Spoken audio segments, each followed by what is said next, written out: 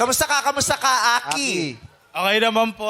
Nag-aaral po. Nag-aaral? Ang Opo. ganda ng mukha mo, nakasmile ka lagi.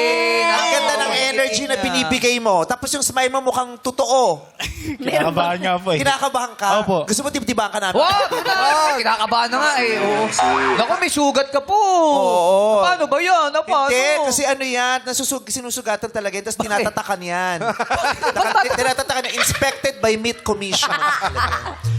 Kilo. Saan galing yung pangalang Aki? Ba't ganito? Ba't ka may sugat dito, pero nandito yung kalmo? Aray ko. Oh, di ba ibig sabihin ng pag Nakakatawa yung kilikili mo, no? Bakit? Iniipitan mo na sigarilyo dati yun.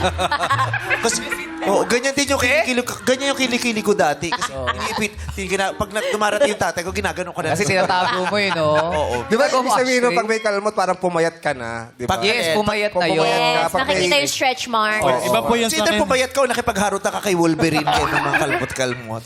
Pero okay lang yan, ano? Ikaw daw ang pinaka-pogi, Aki, sa barangay nyo. Kiss mo, Kim. Kiss mo ka. Kiss mo ka. Malaki, oh. Sabi ni Kim Chiu, Aki ka na lang. Uy, sobra ka naman, Aki. Baka may magalit. May nagpapatibok pa sa iyong puso. Oy, ayaw na ng Chinese, gusto na ng native. Ay, hindi si Kim yan, si An yan. Ako to. Ilan taon ka na ba, Aki? 22 po. Oh, 22. 22 years old. Yes, Pumapatol ka pa sa medyo mas bata sa'yo. Bakit?